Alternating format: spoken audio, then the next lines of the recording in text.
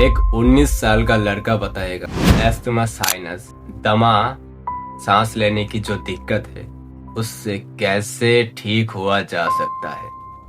क्योंकि बात है 2019 की, पहली बार मुझे ये बीमारी की सूचना, क्या मैं ऐसा कह सकता हूँ, ये बीमारी मुझे हुआ। तब मेरी उम्र शायद 12 से 13 साल थी।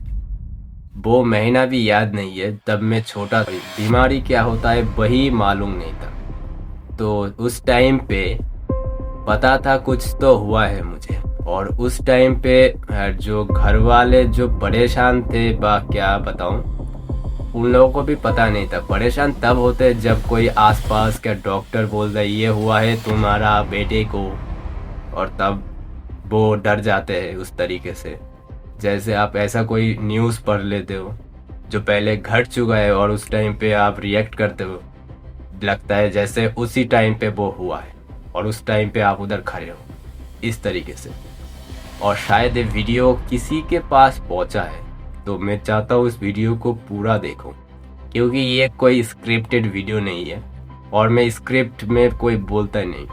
बस मुझे एक वर्ड चाहिए होता है टॉपिक के रिगार्डिंग, उसकी असली सच्चाई को जानता हूँ वो क्या है। उसके बाद असली सच्चाई को पूरी क्लियर और राइट तरीके से असली सच्चाई को बताना शुरू कर देता हूँ।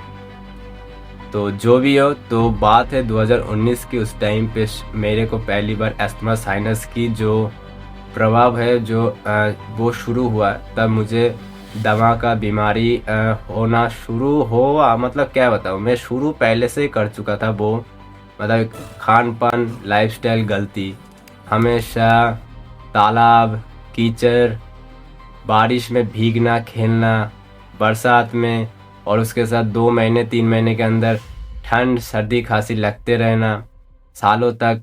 और उसके बाद धीरे धीरे वो क्या हुआ, जमते जमते वहाँ पे जो एयरवे, सांस की नली है उधर, बस वो कफ, गारा और ढेर सारा ज़्यादा भर चुका था उस जगह पे। सांस लेने की नली भरने के कारण कोई चांस ही नहीं था वो सांस लेने की जो नली है वो अपने प्रॉपर क्षमता से काम करे और सही से मैं सांस ले पाऊँ। और उस तरीके से ये बीमारी शुरू हुआ। पहले तो बहुत कम था और धीरे धीरे साल बीतते गए, डॉक्टर को दिखाते रहे। मतलब आसपास के पहले दिखाया था, जो एक फार्मेसी वगैरह होता है जिसको नौकरी नहीं मिलता है सरकारी, वो अपना खुद का ही एक दुकान खोल लेता है इस तरीके से, क्योंकि उसको मेडिसिन की नॉलेज है, क्योंकि मेडिसिन कौन सा मेडिसिन किस तरीके के काम करता है। और उसके अलावा वो प्रैक्टिकली जब मतलब जो इंस्टीट्यूट में वो पढ़ा था उसके हिसाब से वो सीखा है। तो उस तरीके से उनको दिखाता था, वो दवाई देते थे। कभी बोलते इसको कैल्शियम की ज़रूरत थे, और एस्थमा साइनस की कोई मेडिसिन होगा, उसका नाम भी नहीं मालूम था। तो उस टाइम पे क्या ही मालूम है, बस पता था ये कुछ दिया है, खाना है, और बाकी जो मैं ना टीवी देखना, खाना पीना, दोस्तों के साथ घूमना, ये बस जो स्कूल जाना, ये सभी तो करते थे। और क्या, ट्यूशन जाना थे। और उसके बाद एक दिन धीरे धीरे वो साल बीतते गया, करते गया। और जब आया 2023, तब मेरा उम्र कितना होगा, 16 साल। और उस टाइम पे, उस दिन मैंने एग्ज़ाम दे के घर आया था रात के टाइम पे। मेरे दोस्त के साथ एक मेले में गया था उस दिन। तो 22 दिसंबर था, जगद्धात्री पूजा भी हो रहा। उस टाइम पे घर आ रहा था बाइक पे, और पूजा का टाइम भी था। तो उस टाइम पे जो रात के करीब 8:30 बजे या 9 बजे, उस टाइम पे सामने से एक ट्रक आ रही थी और ब्रिज थोड़ा सा छोटा था। और मेरे दोस्त ने थोड़ा सा बैक लेके कोने से निकलने की कोशिश किया और फटक से जो ब्रिज का जो छोटा सा एक पिलर था उसमें टक्कर मार दी, और उसके कारण एक्सीडेंट हो गया। मैं पीछे बैठा था, एकदम उड़ के गया सामने। हाथ के पैर के पूरे जो पीछे का हिस्सा है पूरा छिल चुका था। मैं उस टाइम पे कितना इमेजेस फ़ोटो खींचा था, मैंने सब डिलीट कर दिया। सोचा नहीं था कि इस दिन भी आएगा कि वीडियो बना के दिखाना क्या बोलना पड़ सकता है। तो उस तरीके जो छाती पे लगा और हाथ पैर छिल गया, उसके कारण जो प्रॉब्लम शुरू हुआ छाती पे दर्द की, और उसके कारण बॉडी में जो एनर्जी एक जगह ठीक करने की कोशिश कर रहा था सालों से, तो कर ही नहीं पा रहा था क्योंकि मैंने ठीक ठाक तो लाइफस्टाइल ठीक ही नहीं किया था।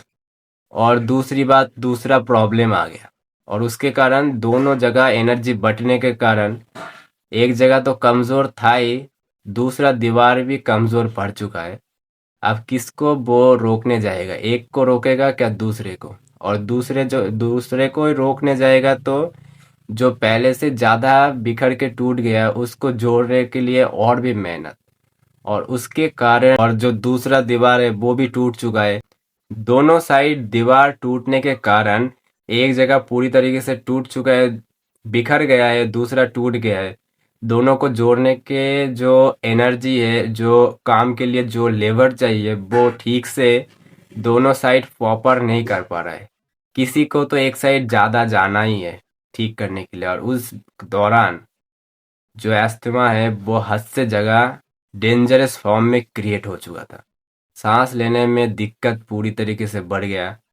नहीं, सांस ही नहीं ले पा रहा हूँ, रात भर जागा हूँ, बैठा हूँ, सांस नहीं ले पा रहा हूँ। ऊपर से सो गया, कभी उठ गया तो लगता है दम घुट गया, सांस नहीं ले पा रहा हूँ, इस तरीके से इतना कुछ प्रॉब्लम बढ़ चुका था। दोनों डॉक्टर को दिखा रहा हूँ, हाथ का एक्सरे, ऊपर से तुम्हारा दवाई चल रहा है। फिर से सोचा हॉस्पिटल चला जाऊं, हॉस्पिटल गया तो दूसरा दिखाया। 2-3 दिन हॉस्पिटल में रहने के बाद उसके बाद वापस आया तो ठीक नहीं हुआ। उसके बाद दूसरा डॉक्टर को दिखाने गया। जो होता है ना, जो बड़ा सा कोई हॉस्पिटल का डॉक्टर एक छोटे से फार्मेसी में आके अपने जो स्पेशलिस्ट होता है उसके हिसाब से दूसरे जगह जाके, जहाँ पे फार्मेसी वगैरह होता है उस जगह पे बैठते हैं और आसपास के आपके जो लोग होते हैं वहाँ पे जाते हैं और दिखाते हैं उस डॉक्टर को। और उस तरीके से वो अपने प्रिस्क्राइब करते हैं, मेडिसिन वगैरह देते हैं। वो भी खरीदना पड़ता है इस तरीके से। बोलते 2-3 महीने के बाद फिर से आना, इस तरीके से। ये करने के लिए गया था तो वो मेडिसिन खा के भी ठीक नहीं हुआ। उसके बाद जो हुआ, रात में वो खाने के बाद भी ठीक जब नहीं हुआ, मैं तब क्या किया, मैंने भाप लेना शुरू किया। डॉक्टर को फोन कर रहा हूँ और वो बोल रहा है देखो दोबारा खा लो उसको।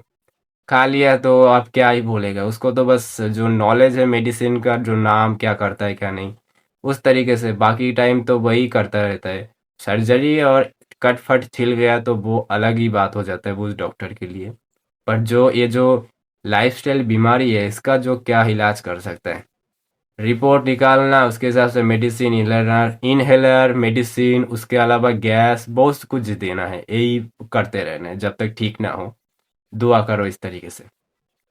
तो ये जो प्रॉब्लम बढ़ चुकी थी और उसके कारण जो सारा प्रॉब्लम एकदम हद से ज्यादा बढ़ गया, उसके कारण दूसरे दिन हमने फिर से और एक डॉक्टर को दिखा दिया। तो उसको दिखा के आए, मेडिसिन का थोड़ा सा ठीक लग रहा है। उसके बाद भाई वही सेम वो ही प्रॉब्लम आवर वापस। और उसके कारण फिर से डॉक्टर को फोन दूसरा।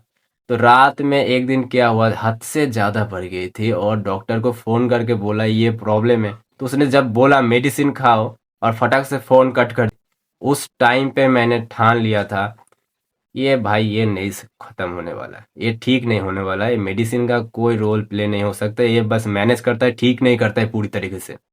और तभी से मैंने सोचा इसकी असली जड़ कारण को निकाल के रहूंगा, असली कारण को जानूंगा पहले, ट्रूथ को उसके बाद। तब मैंने देखा ये सारी गलती मेरी है, उल्टा सीधा खाना, एक जगह बैठे रहना, गेम खेलना और पानी के ऊपर तो मौज मस्ती, तालाब में फुटबॉल भीगना, ये सब तो था ही। उसके कारण सालों की इतनी मेहनत बीमारी बनाने का, और धीरे धीरे वो प्रॉब्लम बढ़ते गया। और तब देखा जो असली कारण है वो सांस नहीं ले पा रहा हूँ। दूसरी कारण भी ये हो सकता है कि वो सांस की नली है, एयरवेज है, वो पूरी तरीके से भर चुकी है, बंद हो चुकी है, ठीक नहीं हो रहा है। और उस टाइम पे बस यही था कि मुझे उस गाढ़े पुराने सख्त होने वाला जो कफ है अंदर, बलगम है, उसको ही निकालना है। उसके बाद खान पान को ठीक करना है, पुराने सारे गंदगी को निकालना है बॉडी में से, यही करना है। और इसके लिए कितना कुछ मैंने किया, कभी गलती किया, कभी ठीक से नहीं किया, मतलब सुबह से लेकर शाम तक कैसे क्या करना होगा क्या नहीं। क्या क्या इस्तेमाल होने वाला है, गंदगी कैसे निकालो, क्या खाऊं क्या नहीं, इतना कुछ सब कुछ सीखते सीखते 1 महीना तो बीत ही गया। धीरे धीरे सारे खान पान को ठीक करते गया, रूटीन को ठीक से बनाने की कोशिश किया। धीरे धीरे धीरे खाने को चेंज करते गया। जो एसिडिक खाना था उसको एल्कलाइन खाने में बदल गया। जो खाने के जो एसिडिक पीएच है, उस लेवल का जो पीएच है उसको हाई करते गए। पीएच लेवल को हाई करते गए। जो एल्कलाइन खाना होता है उसको खाते खाते जो नेचुरल फॉर्म में होता है, सीजनल रीजनल और बजट फ्रेंडली, उसके अलावा एनिमा वेट पैक ये सब यूज़ किया जो गंदगी निकलने में मदद करता है। सब कुछ करने के बाद सारी प्रॉब्लम देख रहा कि धीरे धीरे कप निकलना शुरू हो चुका है। वो गाढ़ा काला, काला नहीं कभी येलो कलर का इस तरीके से कप निकलना शुरू हो गया। और धीरे धीरे देखा कि सांस नली पूरी तरीके से क्लीन होना शुरू भी हो चुका है, क्योंकि कप तो निकल रहे गाढ़ा। जो पहले जो कभी ठंड वगैरह लगती है, वो जो कप निकलता है वो तो भाई नॉर्मल, उसका एक्स्ट्रा जो वेस्ट है, जो बेकार का जो पुराना थोड़ा सा ही मल है जो कुछ दिन पहले बना है, जो खान पान की वजह से वो निकलता है। पर जो गाढ़ा पुराना एक जगह जमा हुआ जो मल होता है, जो गंदगी होता है, जो बलगम होता है, वो निकलना शुरू हुआ। तो धीरे धीरे सब कुछ क्लीन होता गया। जो एक्स्ट्रा वेट था वो कम हो गया, चर्बी ज़्यादा था वो भी कम हो चुका है। बॉडी में क्लीन एक अलग ही एक जो नजरिया बन चुका था। मतलब पहले जो रूखा सूखा, अब देख रहा हूँ ऑटोमेटिक ऑयल गिर रहा है मेरे फेस में से। मतलब क्लीन हो चुका है पूरा फेस वगैरह सब कुछ। तो धीरे धीरे सब कुछ ठीक हुआ। और उसके बाद ही मैं कह सकता हूँ बीमारी इम्पॉसिबल, बीमारी को बनाया जाता है जाने में क्या अनजाने में इस तरीके से, और उसके बाद उसको ठीक करना भी इम्पॉसिबल नहीं है, पूरा इजी है। और उसको ठीक करने के लिए सही गाइडेंस, मेंटर क्या, जो एक्सपीरियंस क्या, ऐसा भी नहीं कह सकता। जो इसको ठीक किया है किस तरीके से घर में, एक सिंपल व्यक्ति जो जानता है इसको ठीक किया जा सकता है, और देखा कि सारे बीमारी का एक ही इलाज है, उसको मैंने पकड़ के एक चीज बना डाली। उसका नाम था the zero medicine protocol, the one fix. बिना कुछ ज्यादा मेहनत के भी, बिना कुछ ना करे हुए भी अपने सारे बीमारी को कैसे ठीक कर सकते हो। क्योंकि ये इमरजेंसी नहीं है, एक्सीडेंट नहीं है, और ये कोई तुम्हारा 2 दिन का वो जुकाम सर्दी खांसी नहीं है। ये वो है जो इंटरनल हेल्थ, जो सालों की गलती की वजह से होता है, जो अस्थमा, साइनस, जो भी बीमारी बोलो, डायबिटीज, जो भी सारे कुछ ये सब गंदगी, पुराना मल, सब कुछ जमा होता रहता है अंदर बॉडी में। और उसके हिसाब से मॉडर्न मेडिकल हिसाब से उसका नाम भी दिया गया है। तो और एक बात, in this video only for education purpose, not for medical advice. ये वीडियो खासकर एजुकेशन और शिक्षा के लिए है, कोई हमारी मेडिकल एडवाइस नहीं है। यूट्यूब गाइडलाइन के हिसाब से मैं बता रहा हूँ। तो उसके बाद सब कुछ ठीक करने के बाद मैंने इस प्रोटोकॉल को कुछ दिन पहले बनाया है, और वीडियो अभी से बनाना शुरू किया हूँ। पहले तो उल्टा सीधा वीडियो बनाता था, समझता नहीं था। पहले देखा कि आज के जो ये प्रॉब्लम है सबसे ज़्यादा है, ऊपर से आने वाले जनरेशन को हो सकता है अभी से ठीक ना हो। ये आने वाले जनरेशन के जो प्रभाव को बचाने के लिए भी है, और इस जनरेशन को बचाने के लिए भी था। आपका क्या राय है ज़रूर बताना। और इस तरीके से मैंने पूरी तरीके से मेरी सारी अस्थमा, साइनस, दमा वगैरह की सारी बीमारी को ठीक किया विदाउट एनी डूइंग हार्ड, कोई मेडिसिन नहीं। जो भी खा रहा था वो धीरे धीरे छूट गई। इस तरीके से जब रिजल्ट देखना शुरू हुआ, पहले तो बहुत कुछ होने वाला है। अगले वीडियो में मैं चर्चा करने वाला हूँ कि और भी टॉपिक के हिसाब से क्या होता है, क्या नहीं, क्या हो सकता है, और भी क्या निकलने वाला है किस तरीके से, और भी। तो मिलते हैं नेक्स्ट वीडियो पे। आपका क्या राय है ज़रूर बताना। और ये कोई वीडियो कोई स्क्रिप्टेड और ये कोई जो एडिटिंग वीडियो नहीं है, रियल नॉलेज, असली पेनफुल प्रॉब्लम सॉल्विंग जो वीडियो है, असली सच्चाई को बताया जा रहा है इस तरीके से, ठीक है। और भी वीडियो है शायद आप देख सकते हो। तो मिलते हैं नेक्स्ट वीडियो पे, आज के लिए इतना ही।